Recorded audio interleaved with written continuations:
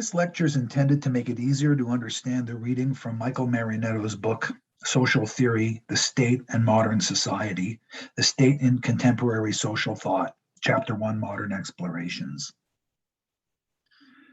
The chapter lays out three broad social scientific approaches to understanding the state. Marinetto makes the important point that there's a great deal of overlap between the approaches, and I would add there's also a lot of disagreement within the approaches discussed. The reason for this is a crucial feature of the social sciences. Because we are always already caught up in the social world, it is at best very difficult, and at worst impossible, to achieve a neutral, objective perspective from which to analyze the different elements that make up our own experiences of existence in that social world, and even harder to unravel the relationships among those different elements. With that background difficulty in mind, let's consider the three theoretical approaches discussed in the chapter, organized around interests, social structure, and state-centered theories. Developed in the US after World War II, the central insight of pluralist theory is that contemporary societies like the US, France, Germany, Japan, and many others are fragmented by the many and often competing interests pursued by individuals, and even more importantly, fragmented by the many groups of individuals organized for the very purpose of pursuing those interests. The result of that complexity is that although temporary alliances among some groups could potentially result in those groups mobilizing enough power to achieve in the short term the realization of those interests, the unforeseen consequences of the realization of those goals on other aspects of that society would end up fracturing the coalition of interests. Democratic governments and the parties that compete to determine policy are the institutionalized form that the negotiations among the different groups have taken in an ever-expanding number of societies since World War II.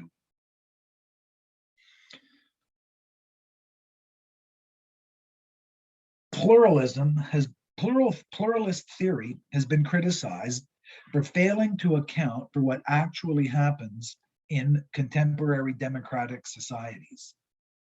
Rather than being spread across a wide range of competing interests, political power seems to be permanently in the hands of and deployed in support of the interests of a very small number of groups of people, namely the rich.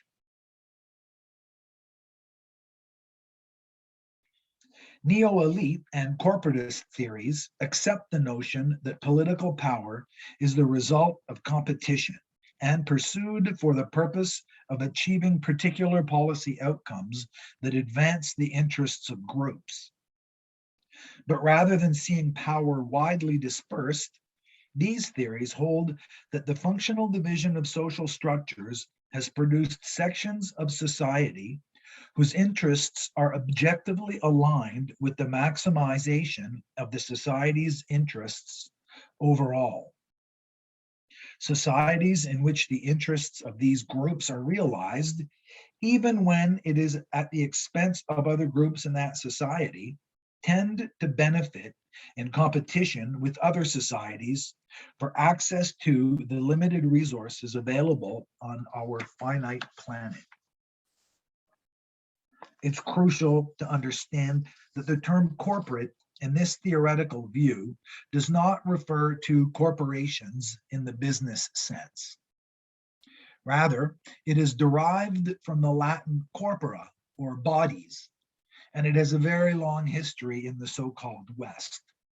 For example, in medieval Europe, the Catholic Church and universities were corporations in this sense, that is, socially recognized groups vested with specific prerogatives and rights, and, crucially, with specific social responsibilities understood to be correlative to those prerogatives and those rights.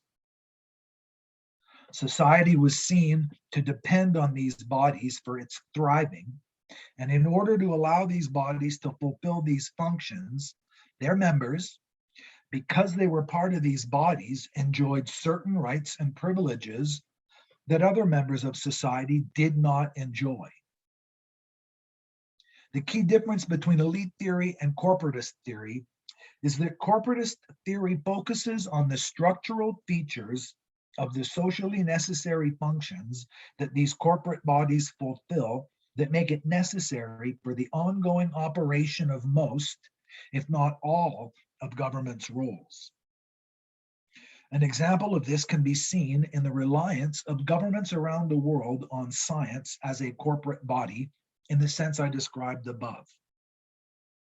Science is seen as having its own independent interest, namely the pursuit of truth and an empirical understanding of natural phenomena. By virtue of this specialized interests, governments must rely on scientific expertise. To that degree, and for that reason, it is in the interest of every person in a given society that the government respond to pressure from scientists as representatives of that corporate body.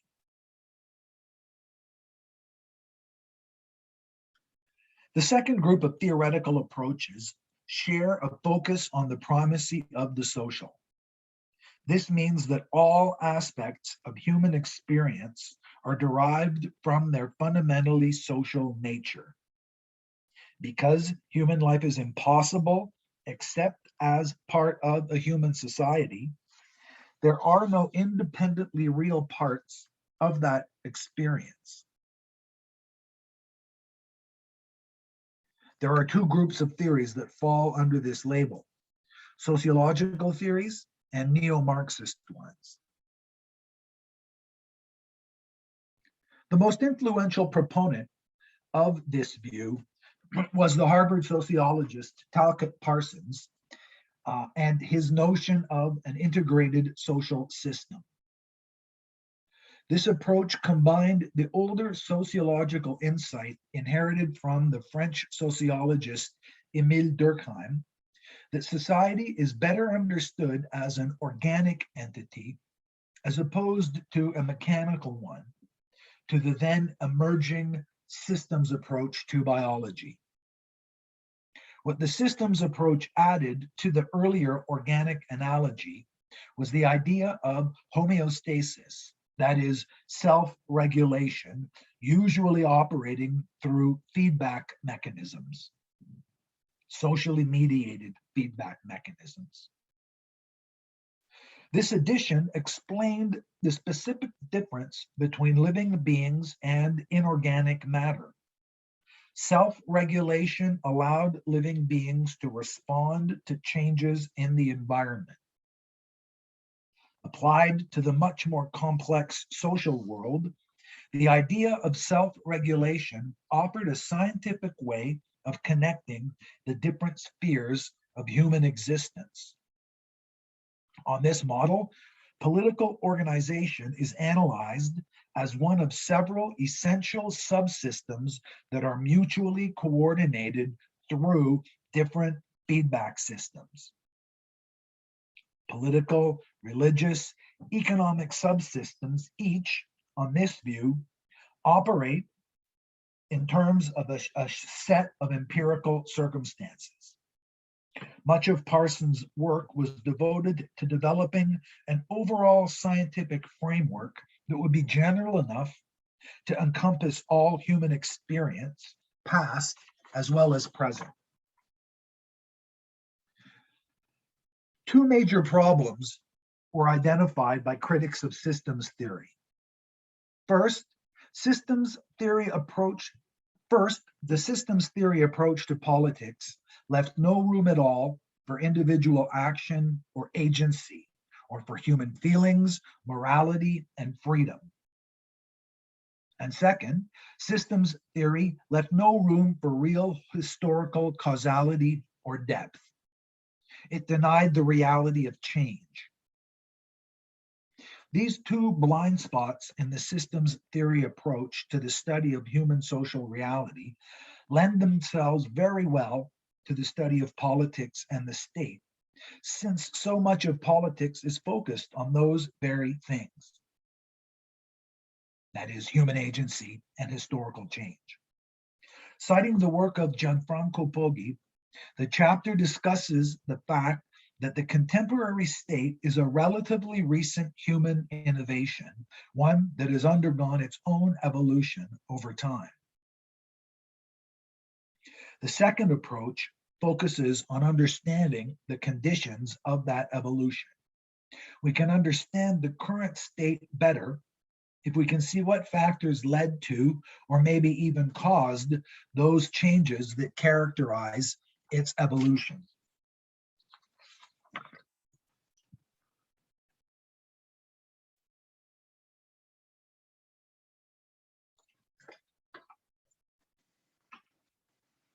Poggi distinguished four stages in the development of state institutions: feudal, absolutist, 19th century constitutional, and liberal democratic states. On this view, the most important variable is the increased importance of and specializing in economic production, which resulted in an ever-increasing integration of the state and society. In order to sustain greater production, it turns out, at least on this view, that the coordination of human effort requires an ever-increasing attention to the very aspects of human experience excluded by the narrower versions of systems theory. As a consequence of this theoretical commitment, Poggi's sociological view ends up close to the interest theory view. The state has evolved in response to increased human population and complexity, and it is increasingly responsive to the needs of producing the necessary goods and services required for the survival of these increasingly larger and more complex and specialized populations. Hence, the groups that control the production increasingly control the state. Poggi acknowledged the proximity of his views to certain aspects of Marxist theories, but like Weber, Poggi insisted that Marxists, like systems theorists, failed to acknowledge the irreducibly important contributions of the other sectors of human social organization to the ongoing operation of human society. That is, he rejected what he saw as Marxism's exaggerated focus on economic factors controlling the state.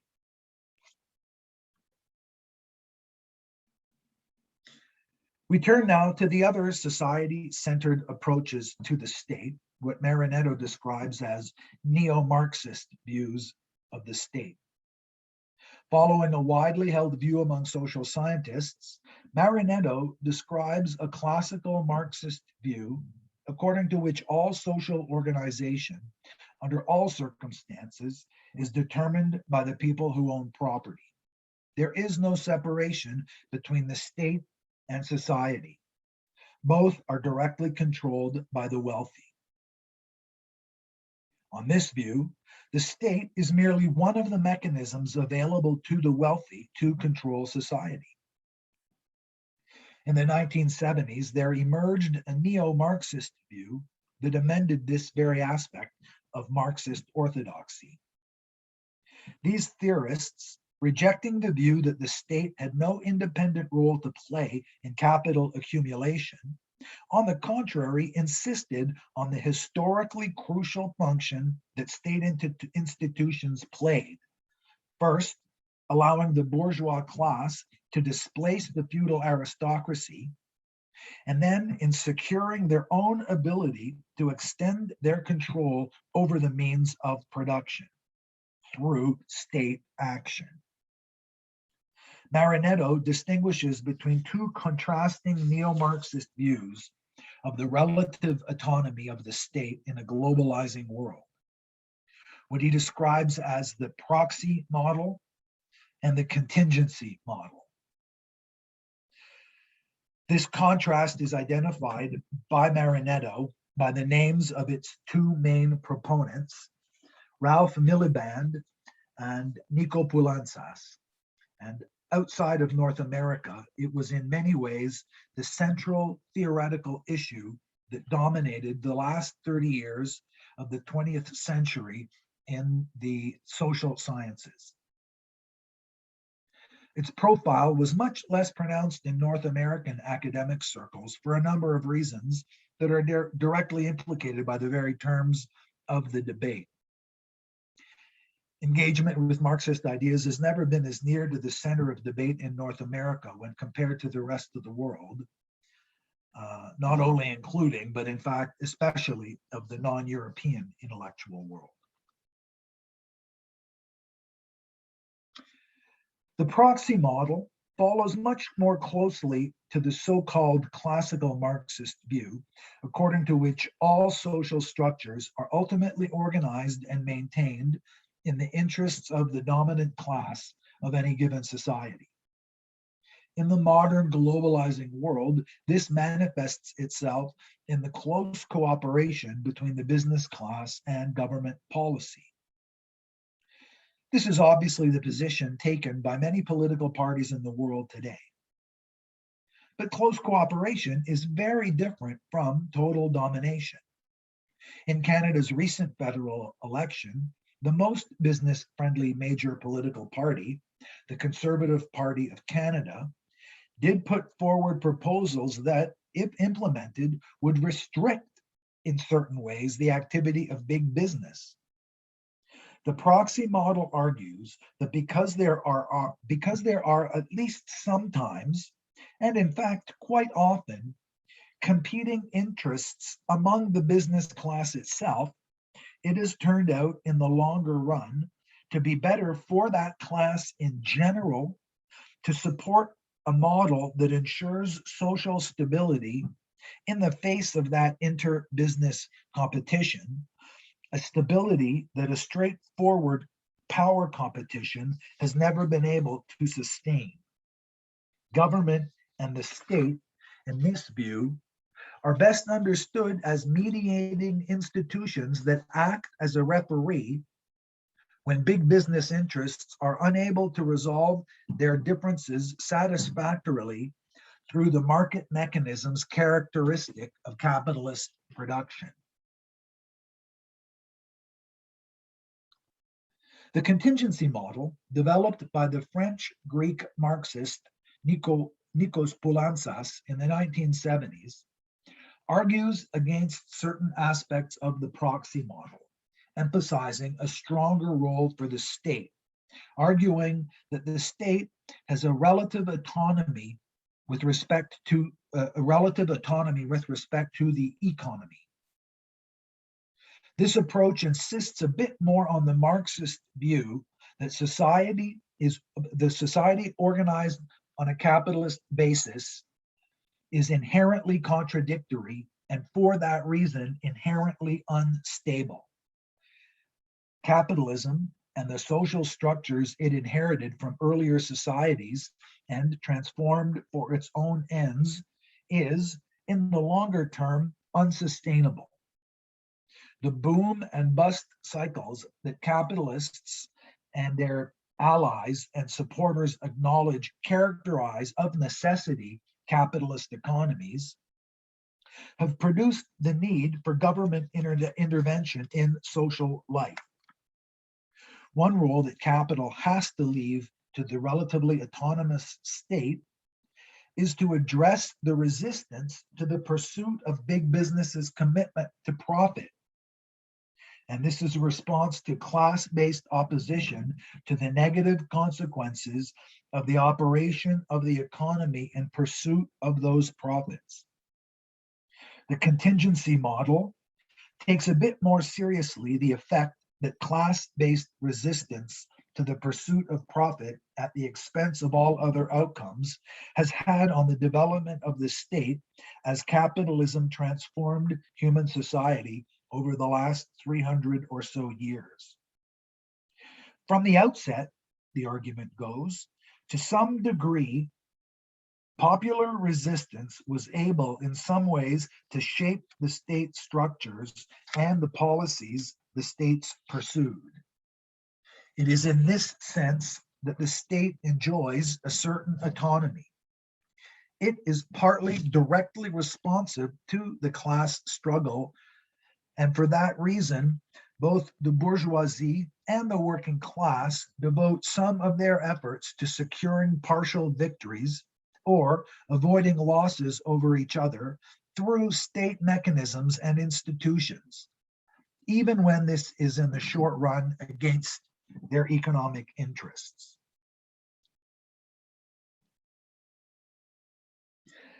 The final group of theories argues for an even greater degree of autonomy than either of the two previous approaches. Once again, this approach is divided into two contrasting tendencies. The first of these focuses on the subjective aspect of state activity. This analysis directs its attention to narrower ranges of inputs and outputs of state activity.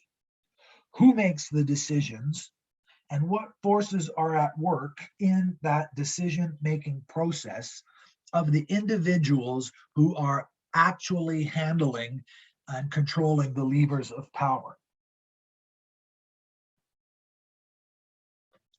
Why did Justin Trudeau call the election this summer when he could have waited another 2 years to do so? The reason he gave was that the government needed a renewed mandate to be able to move forward in the last phase of COVID and to return to a post-COVID reality. The logic of the answer fits the first version of the state-centered theories. Given the reality of the current state mechanisms, that is, in the example I'm describing, the government was operating with only a minority power in Parliament. This imposes constraints on governing. Policies can only be pursued if members of at least one other party vote along with the government party. In retrospect, it now looks like a bad decision since the voters returned another minority government. This very feature of the election, in fact, strongly supports the theory. Trudeau and the Liberal Party called an election not in response to the pressing demands of any given sector of society, as the interest theory would predict, nor was it in response to demands from the big banks or unions or of any of the other powerful corporately organized interests in Canadian society. It does not fit either of the society-centered theories either. The one feature of the election call that nearly everyone agrees with is that it seems like an election that no one wanted except the government. State-centered theories account for this in two very different ways. The first of the ways is described in the reading as a psychological individual analysis of the decision-making process that produces specific government decisions. Trudeau called the election even though he realized that many social groups, and even worse, many individual voters, including his own likely supporters, did not want an election now. Very likely he did it because he had to consider this as the least bad option available. Since he can't tell the future, when he called the election, he did not know that the US withdrawal from Afghanistan was going to be so poorly handled. And he did not know that the fourth wave was going to delay the projected economic growth that many economists expect along with COVID recovery. He did know that if things did get worse, then the government's chances of re-election would be even worse than they would be in an election very few people wanted. There had to be an election given the Canadian Constitution. The only control that Trudeau had was over choosing when that election would be held. The alternative state-centered approach, which Marinetto associates with the Harvard sociologist status quo, locates the forces that produce the outcome in the institutions through which the decisions are implemented. In the case of the election, the Canadian Constitution demands an election every 4 years and dictates the mechanisms through which the government implements its agenda and policy preferences. Under those circumstances, the decision to call an election this summer was not about Trudeau personally. Rather, it was the more or less predictable outcome of the confluence of the Canadian state's institutional structures and the contingent historical events that Canada is confronting.